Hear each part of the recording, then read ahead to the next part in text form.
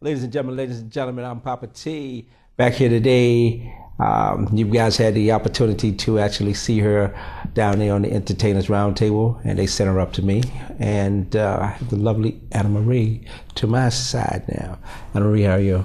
I'm doing great. How are you? Good. She has such energy, and we've been discussing in the music studios how she does certain healing processes around Connecticut and probably other places as well. Mm-hmm. We're going to start off talking about this healing process before we get into that other thing that she uses as to complement that healing process, which is music. Tell them a little bit about the healing elements that you use. Well, I'm a Reiki master, and I'm able to teach classes to people so that they're able to also do that. Okay. And it's a wonderful thing to do. I go to different hospitals and I'll bring instruments and help people to relax. Wow. And let me tell you, how are they receptive to bringing the music? It's always wonderful. Always well received. Yeah. I'll go into intensive care, usually to visit someone that I used to care for at the training school. And they'll ask me if I'll go to other rooms with the harp and play for somebody that's not doing well. And how does this process work? I mean, what is the receptive mediums? I mean, how does the individual receive what you're emanating? Well, usually when I come in a room, someone is, they're usually pretty uptight. Mm-hmm. They're in an unfamiliar place. It's cold. Okay. You got the sounds around them. They just want to go home.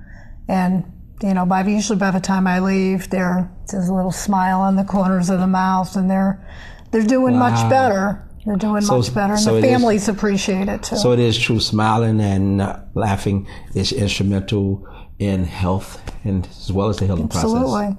Wow.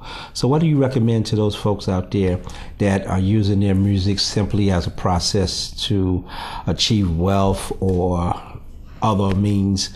What do you have to say to them as far as, because I know you don't really charge, but you believe that the element of giving and receiving I believe that you should use your gifts to help others as much as you can, and eventually the money will come. There's nothing wrong with taking money for what you do.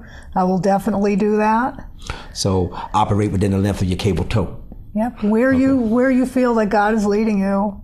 If it's something that's going to help somebody else and it makes me feel good at the same time, then I know that it's right. And I do it as long as it feels good. Beautiful. And then I back out gracefully when that's time. Beautiful. Okay, now we're going to jump over into the music element a little bit. You play all these instruments. And you were even saying that you also teach or instruct, and that by the end of the day, I heard you can be playing a few chords. That takes I can teach people to play pretty quickly. Mm-hmm.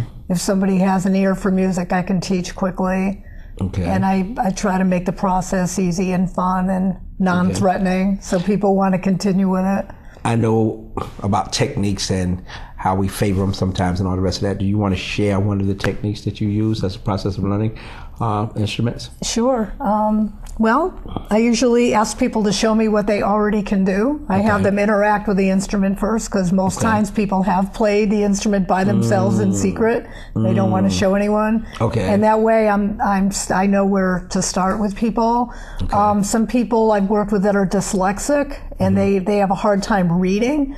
So reading music is going to be a challenge for them. So I usually don't even go there. I'll teach them chords.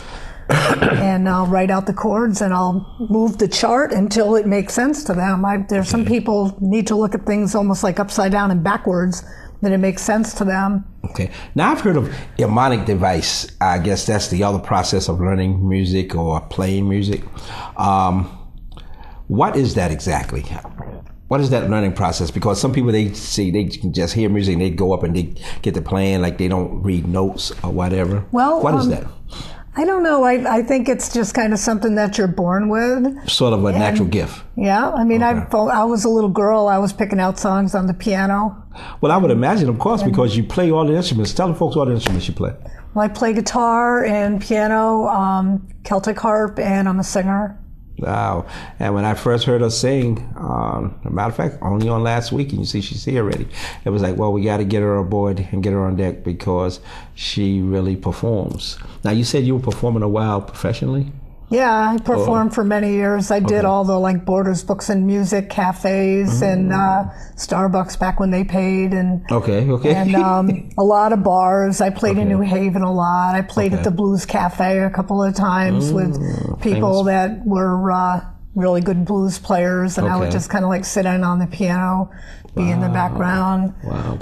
And you were explaining to me earlier, because I didn't quite follow the process, but the difference in the keyboard and the piano, the difference, you broke it down to me, came down to being touch. Yeah, you're So different. would you like to share that with the public? Yeah, it's just a different way of putting pressure on the keys, and like with a regular piano, all you have is your pedals to make things hold or pull things away or to express yourself with the piano. But with the keyboard, it's like a whole different world. You can do pretty much anything on a keyboard if you understand it. And we put it on the same level almost as playing the electric guitar or bass in comparison to playing acoustic guitar, right? Yeah, because with electric you can have pedals and all kinds of effects and make yourself sound totally different than you really are. You can have a lot of fun with it. You know, I noticed though, especially when we were at the cafe last week, because usually I see a few people do it if it's a showcase, but practically everyone jacked in, even with their acoustic guitars. Now, what was that process? Because I'm naive to it as well, so I want to know as well as share it with the public. You mean as far as being able to take an acoustic guitar and make it electric? Yes. What is that process? I mean, how does that work? Well, you have a pickup inside, you have electronics inside, and an equalizer. You can adjust how you want it to sound. Now, is it purchased that way, or is that something that you guys customize it to? They're easier and easier and cheaper to get that way. It used to be you had to buy a pickup and you put it inside, and that would electrify it. And that pickup can go inside you can get tiny pickups for violins, and I have a little pickup for my harp.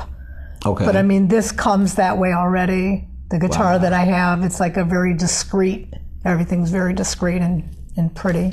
Outstanding. Anything else you want to share with the public in general about Anna Marie before we send you guys back down to, well, we're going to send you over to some more footage from that I Am Hip Hop concert we went to on last week, and then back to the Entertainers Roundtable. But anything you want to share with the I would just want to tell people, if you have a dream for music, just keep doing it.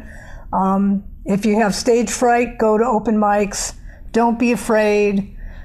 Don't be afraid. Don't be afraid, or don't feed into the fear. Just keep going. If you know that that's part of you and what you want to do, and you have something to share, just keep doing it. Just keep doing it, and don't compare yourself to other people if you can. So your gift is your gift. Yeah, so the bottom line is be original and drive on. That's it. Outstanding, folks. This has been Papa T and the lovely Anna Marie. She's special, guys. So listen to her further on Entertainers Roundtable.